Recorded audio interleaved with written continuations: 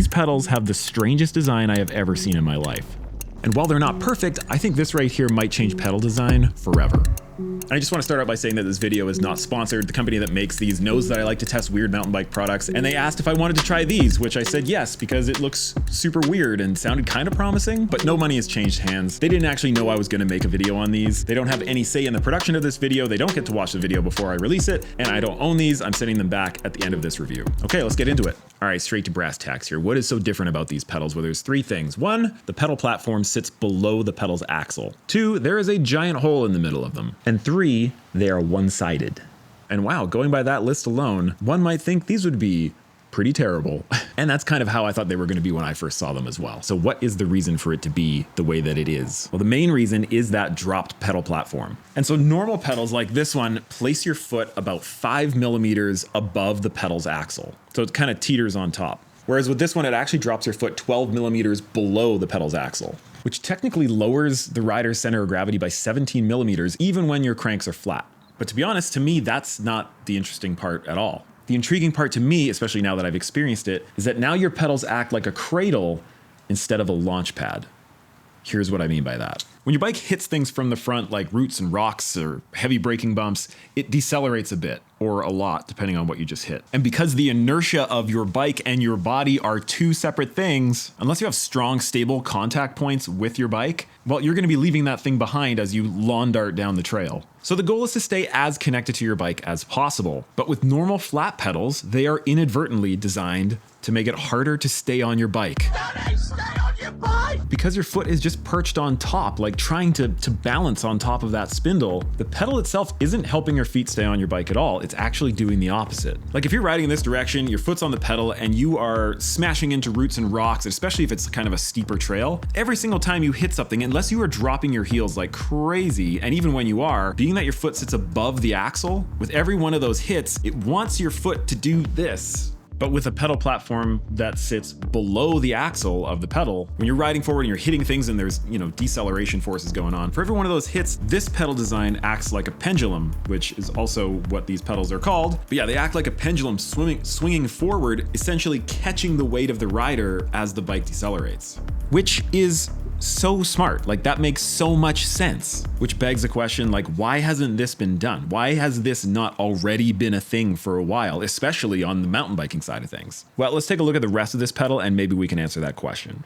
So because the pedal platform sits so far below the pedal's axle, that called for a totally different way to design the pedal from the ground up. Because with pretty much I think every other pedal design, that axle or spindle runs all the way across the pedal with multiple points where there are either bearings or bushings to try and take up all that weight. But with all that force going into just this stubby little section right here, Outlier, which is a company that makes these things, they had to design a very, very beefy axle with two 6902 bearings in it. This is the only pair of like the sort of drop pedals that I've used, and clearly like they're doing fine. It looks like an extremely tough design. I haven't had any issues. And without an axle going through the middle of the pedal, they were left with all this space for activities, and they decided to just not fill it in.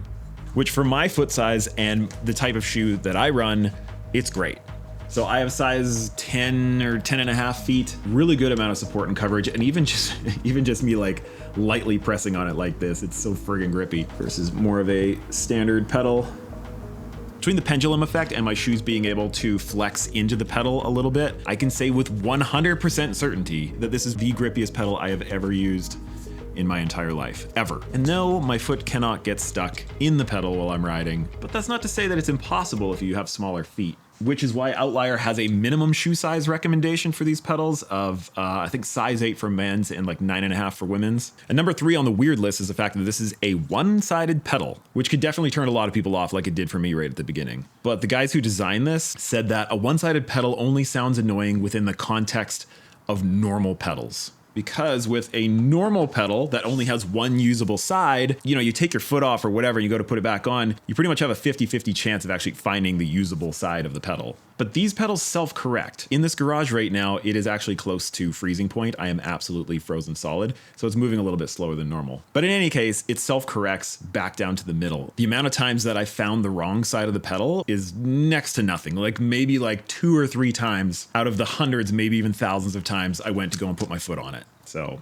it seems to work. Okay, check this out. This is where it gets kind of especially cool is that when you have a single-sided design, you don't have to make that design symmetrical like a regular pedal. Like with this normal two-sided pedal, they have to design this side and this side to be exactly the same, and this to be exactly the same. So like, look, if you see this part of the pedal like fans out and up a little bit, but not at the back, which is impossible with a regular pedal design. And for me, as someone whose feet generally like naturally fan out like Fred Flintstone, having a pedal shape like this has felt just as supportive, if not more supportive than my trusty Pedaling Innovations pedals. I'll show you those. I've been using these things, big old long pedals from Pedaling Innovations, for 7 years now. And I have tried so many other pedals and none of them ever worked for me. But despite, this pedal being technically a little bit smaller, like front to back, because of its design, it's felt just as, if not more supportive than this technically much larger pedal. So one potential issue that I brought up when they first introduced this pedal to me a few months back was the fact that the pedal technically puts your foot 12 millimeters closer to the ground. So those nice new 165 millimeter cranks you have on your bike just turn into 177 millimeter cranks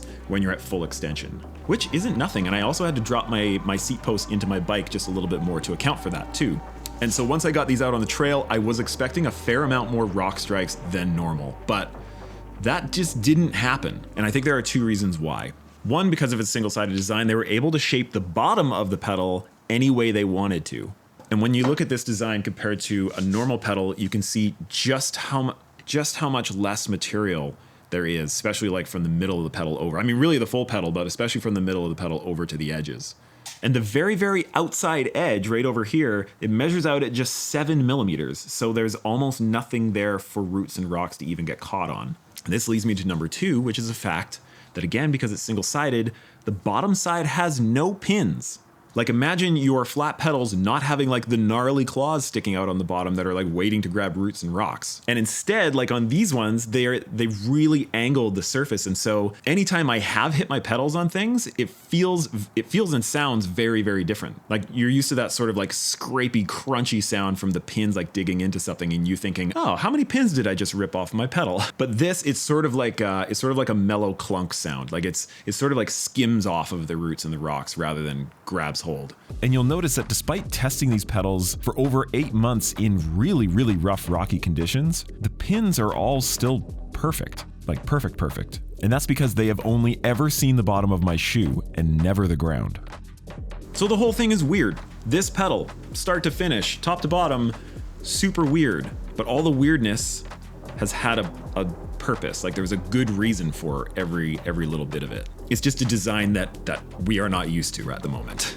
And I should also mention that they do actually make a dual-sided pedal. It's called the Void, which you've probably spotted on my Ritmo V3. I've been running it for, well, yeah, since I got the bike. And they're also quite good. They're suitable for a wider range of foot sizes because the hole in the middle is smaller, and they are also extremely grippy and very thin. But for this main pedal, the pendulum that I've been using for the last 8 months, I honestly wasn't expecting very much when they first showed me the pedal. But as you've seen in this video, there is just a whole lot of kind of genius design elements to this that have put it in a totally different league with as far as grip and support. And no matter what I've been riding this year, I have not been able to get my foot to bounce off the pedal. And yes, it does not hurt that these are manufactured just down the road from me in Calgary, Alberta, Canada. That's pretty cool.